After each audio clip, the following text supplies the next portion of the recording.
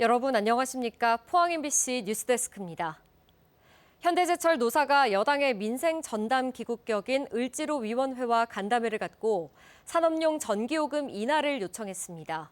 철강업계 위기의 가장 큰 요인이 급격한 전기요금 인상 때문인데요.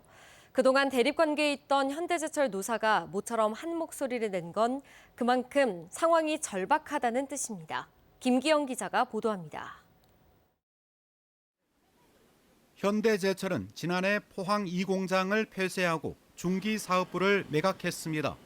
이로 인해 500여 명이 희망퇴직을 하거나 다른 공장으로 전직해 포항 인구 감소를 가속화했습니다.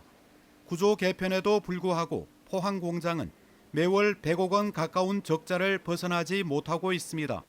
회사의 위기 앞에 노조는 사측과 함께 여당의 현장 중심 민생 정치 기구인 을지로위원회 민병덕 위원장과 산업용 전기요금 관련 현안 간담회를 가졌습니다.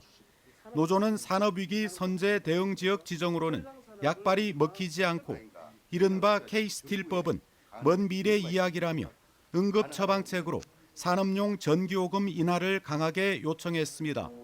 우리나라의 산업용 전기요금은 지난 5년 동안 80% 급등했고 현재는 킬로와트 아워당 180원 선으로 140원 선인 중국과 120원 선인 미국보다 비쌉니다. 48만까지 이제 왔는 상태입니다. 이대로 계속 체감업이 무너지면 우리 포항도 미국의 너트 벨트처럼 공장이 폐쇄되고 이제 그 지역이 소멸되는 그런 위험한 상황까지 이제 갈 것 같습니다. 지난달 국무총리 방문 때도 금속노조, 포스코노조와 면담을 주선한 더불어민주당 포항 남울릉위원회도 측면에서 거들었습니다. 철강산업 위기 요인 중에 가장 지금 눈에 띄게 수치로 보이는 것이 전기요금이거든요. 조선, 방산, 자동차 경쟁력의 원천인 철강업계의 현실을 청취한 위원장은 즉답은 내놓지 못했지만 위기는 공감했습니다. 포항이 걱정입니다. 그런데 철강산업의 이축의 핵심은 전기요금의 상승이었습니다. 전기요금과 관련해서 철강산업이 배려받을 수 있도록 열심히 노력하겠습니다. 현대제철 노조는 조만간 포스코 노동조합과 국회에서 공동 기자회견을 열고 산업용 전기요금 인하를 거듭 요청할 예정입니다. 50년 경쟁 관계에 있던 포스코와 현대제철의 공조 앞에 정부도 어떤 대책을 내놓아야 한다는 지적입니다. MBC 뉴스 김기영입니다. 국민의힘이 어제 6월 지방선거에 광역단체장 후보자 공천 신청을 마감한 가운데 대구 경북에서만 신청자들이 몰리고 서울과 충청에서는 현역 단체장이 공천 신청을 안 하는 등 위기감이 감돌고 있습니다. 홍준표 전 대구시장의 중도 사퇴로 현역 프리미엄이 사라진 대구시장 자리에 9명이 국민의힘 공천을 신청했습니다. 경상북도지사 선거에 공천을 신청한 사람도 6명에 이르는 등 대구 경북에서는 후보군이 넘치는데 다른 광역단체에서는 오세훈 서울시장 등 현직이 당 지도부의 반발에 공천 신청을 하지 않는 등 위기감이 고조되고 있습니다. 6.3 지방선거 국민의힘 포항시장 공천 신청에 11명의 후보가 몰려 역대 최다를 기록했습니다. 국민의힘에 따르면 포항시장 공천 신청자는 모두 11명으로 공원식 전 경북도 부지사와 김병욱 전 국회의원, 김순견 전 경북도 정무부지사, 김일만 포항시 의장이 공천을 신청했습니다. 또 모성은 포항지진 범시민 대책본부 의장, 문충은 국민의힘 반도체 AI 특위 부위원장, 박대기 국민의힘 미디어 특위 부위원장, 박승호 전 포항시장, 박용선 279 전 경북도 의원, 안승대 전 울산시 행정부시장이 국민의힘 공천을 신청했습니다. 대구 경북은 전국에서 기름값이 가장 저렴한 지역 가운데 하나였는데요. 하지만 중동 사태 이후 전국 평균을 넘어선 것은 물론 리터당 2,000원 선까지 위협하고 있습니다. 도건엽 기자입니다. 대구 시내 한 주유소입니다. 휘발유 값이 리터당 1,900원에 육박합니다. 이 주유소는 그래도 싼 편입니다. 대구의 휘발유 평균 판매 가격은 리터당 1,920원을 넘겼습니다. 하루에 60, 70원씩 오르던 급격한 상승세는 수그러졌지만 이미 일주일 전보다 15% 넘게 올랐습니다. 불과 얼마 전까지 전국 최저가를 기록하던 대구지만 이제는 전국 평균 가격보다 20원 넘게 비쌉니다. 가격이 더 오를 거라는 부담감 때문에 지금 좀 더 넣고는 있는데 나중에 2,000원대 넘어갈 수도 있다고 해버리니까 좀 이제 차를 더 타야 되나 느낌도 들고. 경유값은 휘발유보다 더 뛰었습니다. 대형 화물차는 가득 채우면 일주일 전보다 10만 원 가까이 돈을 더 내야 합니다. 1,450원, 1,500원대 계약됐는데 1년 단위 올 8월까지는 이런 식이면 울며 겨자 먹기로 일을 해야 되는 상황입니다. 주유소 업계는 정유사가 지난주 날마다 100원씩 오른 공급가를 통보하며 압박해 어쩔 수 없었다며 하소연합니다. 폭리를 취한 적이 없고요. 대기업인 정유사에서 이제 주는 그 가격을 받고 저희 마진을 붙여서 이제 판매하는 업자이기 때문에 거기에 맞춰서 대응한 것밖에 없습니다. 정부와 지자체는 긴급 점검에 나섰습니다. 정유사와 주유소 업계의 폭리나 담합 여부를 집중적으로 살필 예정입니다.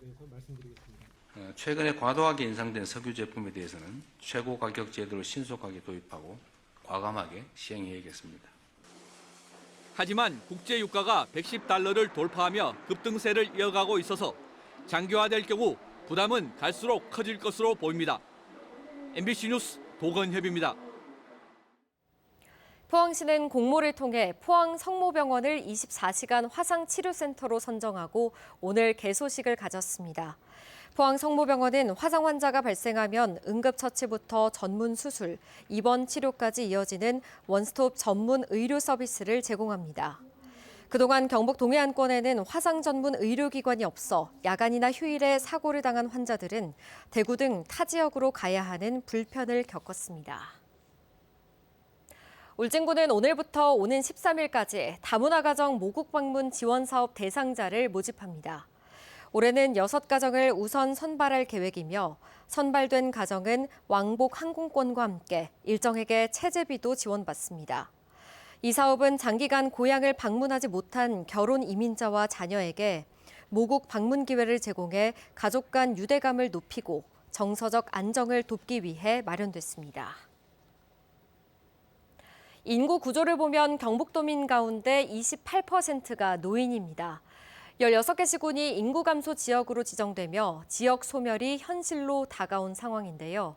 정주 인구 확보라는 기존의 틀에서 벗어나 시군 간의 벽을 허물고 자원을 공유하는 경북 리빙벨트가 새로운 대응 전략으로 제시됐습니다.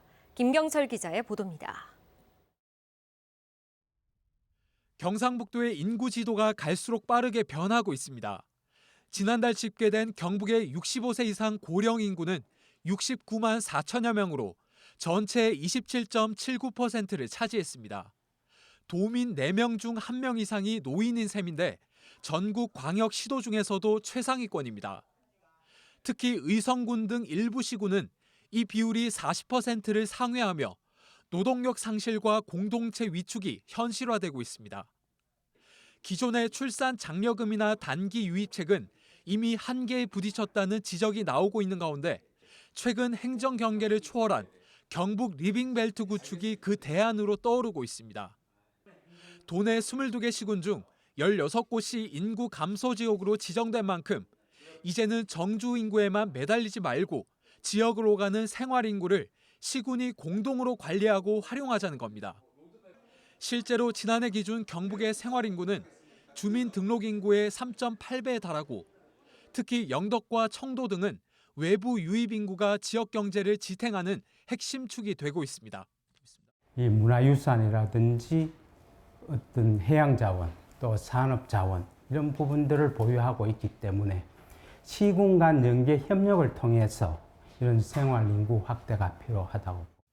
권역별 마케팅으로 방문을 유도하고 워케이션 등을 통해 체류를 늘린 뒤 지역 전략 산업과 연계해 정착을 이끌어내는 3단계 로드맵 전략도 제시됐습니다. 하지만 이 같은 구상이 실행력을 얻기 위해서는 독립적인 예산권을 가진 특별 지방자치단체 설립과 시군이 공동 조성하는 상생기금 마련 등 제도적 뒷받침이 과제로 꼽힙니다. 시군 간의 행정장벽을 허물어 상생을 도모하자는 이번 리빙벨트 구상이 실효성 있는 정책으로 이어질지 주목됩니다. MBC 뉴스 김경철입니다. 에코프로는 이달 11일에서 13일 서울 코엑스에서 열리는 인터배터리 2026에 참여해 휴머노이드 시대를 이끌 전고체 배터리 소재 기술력과 개발 현황도 선보입니다. 내년 양산을 목표로 개발 중인 고체 전해질과 리튬 메탈 음극재 기술도 소개할 계획입니다. 에코프로는 주력 제품인 하이니켈 양극재뿐만 아니라 중저가 배터리 소재인 미드니켈 양극재, 에너지 저장 장치 시장에 대응할 LFP 양극 소재도 공개합니다. 포항시가 청년들의 주거 안정을 돕기 위해 진행한 천원주택 모집 결과 100호 모집에 1,055건이 접수됐습니다. 유형별로는 청년주택 80호 모집에 1,009건이 접수돼 12.6대 1의 경쟁률을 보였으며 신혼부부 주택 20호에는 46건이 신청해 2.3대 1의 경쟁률을 나타냈습니다. 타 지역 거주자도 113대가 신청했습니다.